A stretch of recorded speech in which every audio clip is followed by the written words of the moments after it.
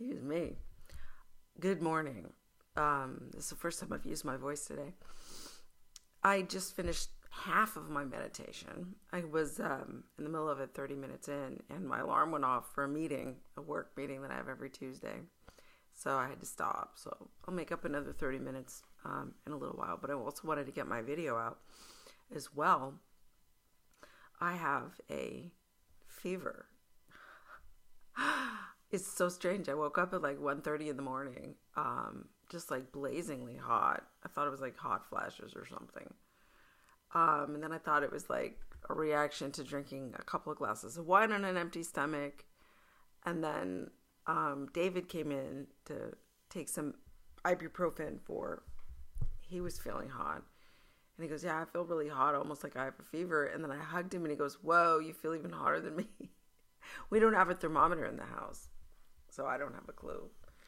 And it doesn't really matter. I don't get sick, and I don't consider a fever being sick because a fever is a response. It's an immune system response to some sort of trigger. And I also believe that there is a spiritual source to every illness. And yes, I believe that there's a spiritual source to every illness, but there's also a spiritual source to every symptom. And in this case, the fever is symbolic of me letting go of a lot of stuff. I've been working through a lot of releasing a lot of anger and releasing a lot of anxiety and just some really deep-rooted stuff. So it's not surprising that it's going to manifest its way out through my cells and my body. And not only that, but it's, I'm raising the temperature, I'm raising the vibration, I'm raising the metabolism, I'm getting hotter and hotter and hotter. I'm getting hotter. I couldn't resist. So it sounds like someone's cooking something in the kitchen. I wonder who's up. So anyway, I was up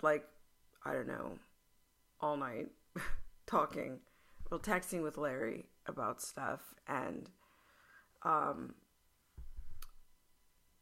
a lot of people are starting to ask me what's going on with Larry, because as you know, if you've been watching this for long, we broke up. I broke up with him, like a month ago or something. And at the time, I cut off all communications with him, and it was very painful for me. It was evidently painful for him as well. But that's not who I am in my life. I'm not harsh. I'm not cruel. That's it. I'm friends with basically everyone I've ever been friends with. Literally. I'm not even exaggerating. I'm Facebook friends with the person I was friends with when I was 4 years old.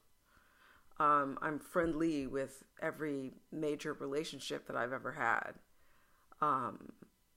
With one or two exceptions, and that was just because the other person got really weird.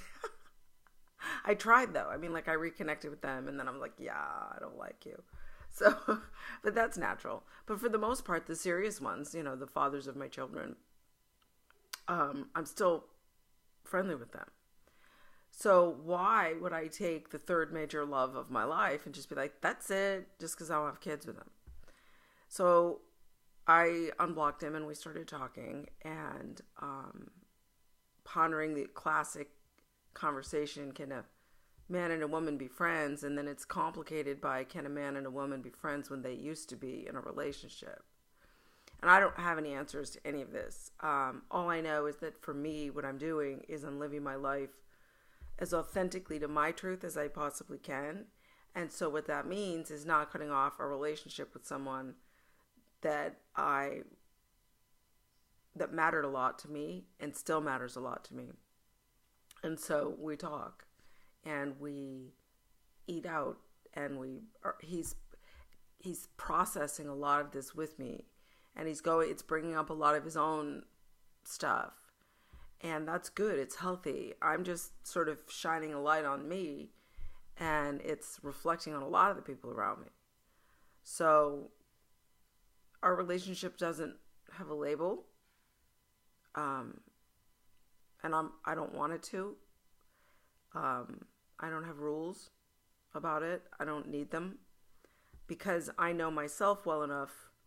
I'm learning myself well enough, trusting myself enough to just be present and be healthy. And whatever is not healthy or whatever is not at the level of vibration where I am will fall away painlessly. And so I'm okay with just being with what is in my life instead of being like, no, I have to control this and I have to make this person go away and this person, and you have to behave a certain way in order to be in my life. That doesn't mean I tolerate abuse or neglect, or I don't, but I don't have to focus on that part. If I don't focus on that part, it's just going to go away, right? So we attracted another being into our lives this week. By this week, I mean yesterday, after I made this video. My daughter Madison texted me and asked me if it was possible for me to foster she called it an 8-month-old puppy who was being abused, and her boyfriend Steven rescued it. And Madison had called all the local rescues and foster places, and everybody was full. So, like, as a last resort, she asked me, and I said, sure. And I don't normally do that. I mean, I guess I do normally now, but historically, I didn't do that a lot before. I just didn't have a lot of, the ability to say yes to that. But I'm in the zone right now where I'm saying yes to life. I'm saying yes to everything, almost. I'm saying yes to when something comes my way, I'm trusting that it's there for a reason. So I said yes. And last night, she came over and brought this adorable, sweet little boy, jet black pit bull puppy that we were calling Morgan Freeman until I met him, and he does not have a Morgan Freeman energy. So we don't have a name for him yet. I don't know if we're going to keep him. I don't know what's happening, and I'm okay. Again, it's sort of the same thing in my relationship with Larry. I don't know what's going to happen in the future. I just know that right now, he belongs here. Right now, he's in our lives. Right now, I've got a lot of text messages coming in from people who want me to go to work. But that's where I am. I mean, right now, there's this puppy who slept inside of a warm home and on a comfortable bed, whereas the night before he didn't. The night before he was outside in some, mechanics shop outside on the hard ground with nothing to sleep on. And now he's in a family home. So that's all I know. And I'm glad and I'm grateful. I'm grateful that no matter what happens tomorrow or later today, that little being, that sweetheart little soul, had a home.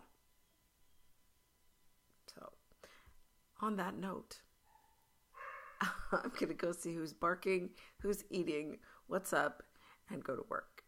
So, I will see you guys tomorrow. This was day 10. Woof. Tomorrow will be day 11. It is so loud in my house right now. I mean, not this moment in time, but when everybody's barking. And today we introduced the puppy to Carl. That's going to be fun. Say yes to life, guys. You never know where it's going to lead.